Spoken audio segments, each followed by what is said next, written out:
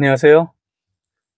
자, 그동안 많은 이제 모반 사건들을 우리가 살펴봤는데요. 대체적인 이제 흐름을 잡은 흐름이 이제 그 정씨 진인설로 이어지면서 정감록으로 이어지는 과정에서 좀 중요한 사건들을 제가 모아서 살펴보았습니다.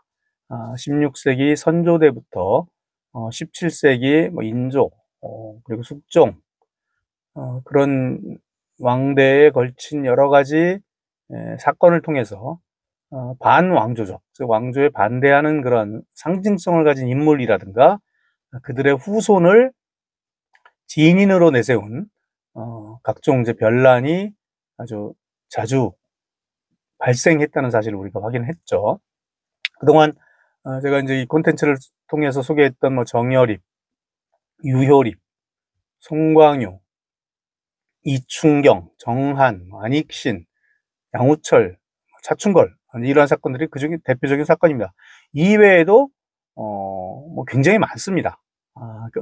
또 개별 사건들은 또 따로 혹시 기회가 되면 소개를 시켜드리도록 하고, 대체적으로 이제 허씨, 최씨, 정씨 이런 성씨들이 지인으로 경합하는 가운데 정씨 진인설이 일반화하면서 구체화되었다라는 이제 결론을 내릴 수가 있었습니다. 그동안 이제 소개를 안 했던 사건 중에는 이제 1697년에 숙종 23년에 또 이영창 사건이라는 게 있어요.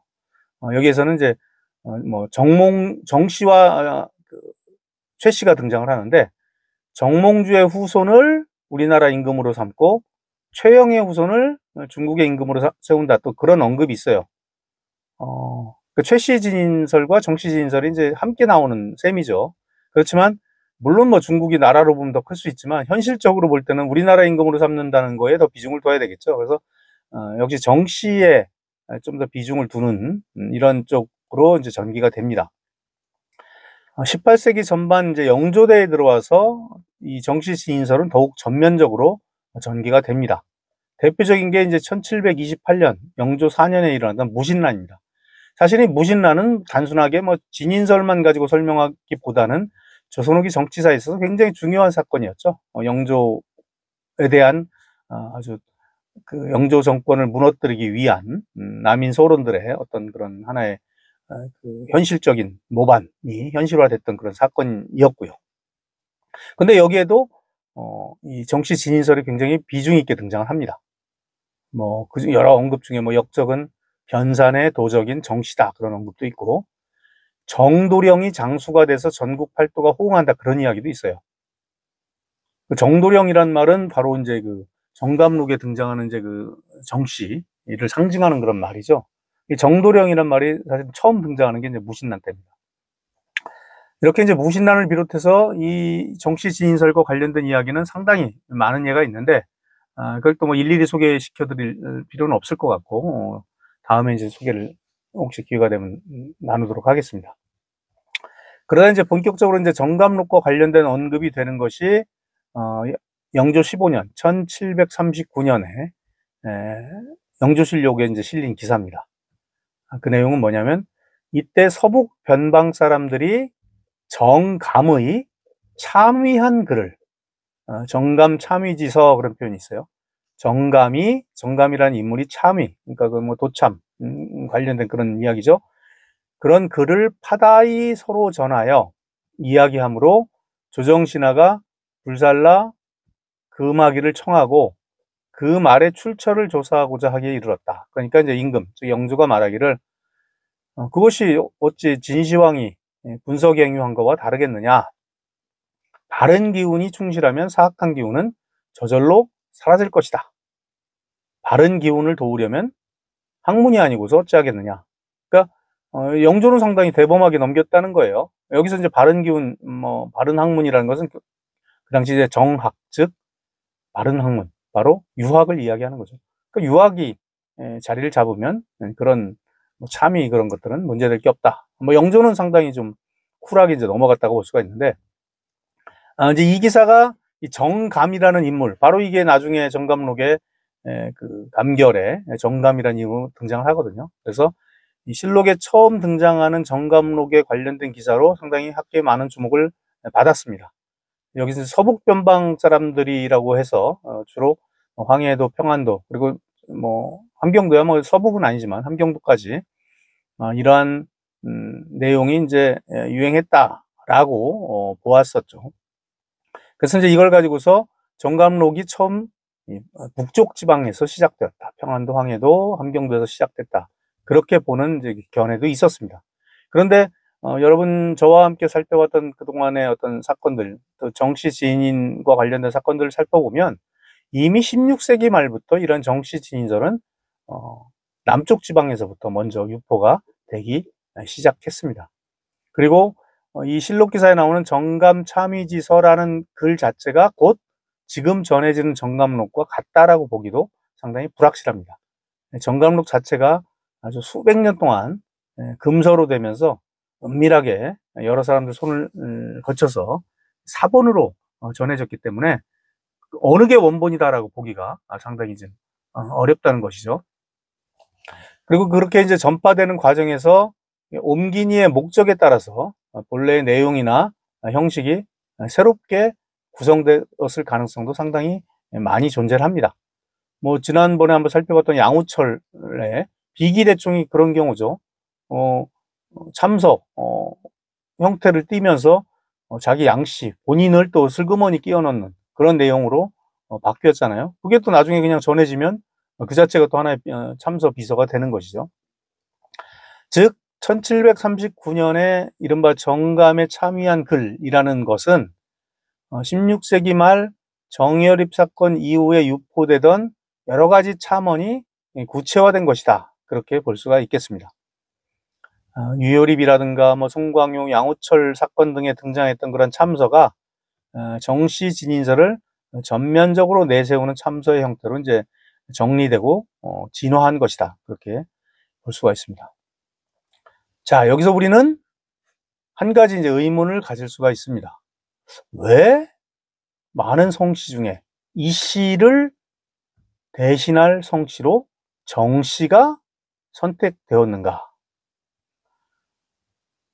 여러분 그동안 살펴봤던 여러 가지 사건에서 정씨 이외에도 허씨, 최씨가 등장했던 그런 모반 사건을 많이 우리가 확인을 했습니다. 그런데 함께 거론되던 허씨, 최씨는 탈락하고 정씨가 최종 주인공이 된 경위는 물론 앞으로도 면밀하게 검토가 필요하다고 볼 수가 있겠습니다. 그렇지만 지금 단계에서는 뭐 가설 비슷하게 중간 결론을 이제 내릴 수가 있을 것 같은데요. 역시 정씨가 갖는 반왕조적, 안티, 이 조선 왕조에 반대되는 상징성이 가장 강한 성씨가 정씨가 아니었나 그렇게 볼 수가 있습니다. 물론 이제 허씨가 뭐 유여립 사건, 송광유 사건에 허씨가 좀 비중 있게 등장을 하지만 허씨 자체는 무슨 상징성 그런 왕조와 반대되는 그런 뭐 탄압받았던 인물이라든가 그런 사람은 별로 보이지 않죠. 그런 상징성은 좀 약하고요. 최 씨는 이제 고려 말에 이제 무장이었던 최영 장군이 있기 때문에 최영의 존재가 이제 반왕조적 상징성이 있었지만 그래서 이제 정 씨와 끝까지 이제 경합을 했지만 최종 선택은 정 씨가 됩니다. 정 씨의 상징성을 이길 수는 없었던 거죠. 고려 말에 최영이 있었다면 정몽주가 있었고요. 또 조선 왕조를 건국을 했지만 태종에 의해서 왕자연한테 희생된 정도전이 있었고 그러면서 이미 15세기 때부터 전읍, 즉 정씨가 나라를 차지한다는 그런 참언이 15세기부터 이제 있었던 겁니다. 그 뒤에 16세기 말에 정여립 사건 이런 것들로 해서 이제 증폭이 됐던 것이죠. 그러한 이제 역사적 경험이 각종 변란에 반영이 되면서 새로운 형태의 참언, 참서 이런 것들이 만들어지고 오랜 시간 상호작용을 거쳐서 정감록으로 귀결이 되었다. 그렇게 볼 수가 있겠습니다. 그런데 참 이 정감록은 오늘날 현대에도 사실은 상당히 회자되는 그러한 이야기가 되고 있습니다. 물론 조선 왕조에 가졌던 왕조 사회에 있었던 그런 사회적 의미와 지금의 의미와는 상당히 다를 수가 있지만 여러분 뭐 얼마 전에 서울의 봄이라는 영화가 상당히 이제 많은 관객들을 이제 모았는데요. 거기에 이제 이성민 배우가 맡았던가요? 그 정승화 장군이라고 있었어요. 그 11.6 그 사건으로 박정희 대통령이 이제 시해되고 육군참모총장이었던 정승화 대장이 계엄사령관이 되는데, 그때 정승화 씨의 이제 성씨가 하필 정씨였다는 것 때문에 혹시 이 양반이 다음 대권을 갖는 것이 아니냐, 이 사람이 바로 정감록에서 얘기했던 정도령이다, 그런 풍문이 실제로 돌았었어요. 제가 그때 고등학생이었거든요. 그때 이미 이제 어른들이 정승화 장군이 정도령 아니었는지 이런 이야기를 하는 걸 제가 이제 듣고 자랐었는데요. 한참 뒤 1992년에 현대그룹의 창업주, 지금 이제 고인이 되셨지만 정주영 회장이 정치에 참여를 하셨었죠. 그래서 통일국민당을 창당하고 총선은 물론 그 다음에 14대 대통령 선거에도 출마를 했었어요. 그러니까 이것도 역시 세간에 있는 정감록의 정도령을 이 정주영 회장이 정씨니까 현실화시키려는 것이다, 이런 이야기를 했던 것이죠. 물론 이것은 뭐 호사가들의 우스갯소리로 그냥 넘어갈 수도 있습니다만은, 역시 이제 이런 정씨를 주인공으로 한다는 점에서 정감록이 갖는 뭐 현재적인 의미를 또 우리가 확인을 할 수가 있다고 볼 수가 있겠습니다.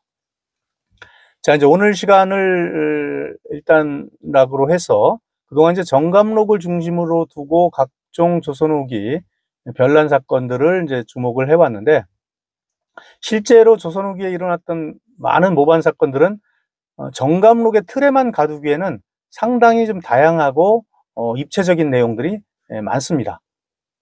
그래서 개별적인 사건 자체가 갖는 의미가 많은데, 일단은 이제 그 정감록과 관련된 진인설에 초점을 맞추다 보니까 실제로 그 사건이 갖는 또 다른 측면이 좀 약간 사라진 측면도 있고, 이 밖에 제가 다루지 못했던 다양한 사건들이 좀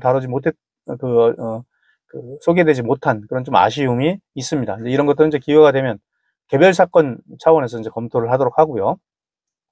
그동안 뭐 어떻게 보면 좀 상당히 좀 지루할 수도 있었던 이런 내용들을 좀 컨텐츠를 좀 찾아주신 여러분께 좀 감사를 드리고, 앞으로는 이제 이런 모반과 같은 아주 거창한 큰 사건들은 조금 미루고, 일상에서 벌어진 아주 사소해 보이지만 상당히 좀 재미있고 또 그 당시 시대상을 알 수 있는 그러한 사건들을 소개하는 그러한 시간을 좀 만들어 볼까 합니다.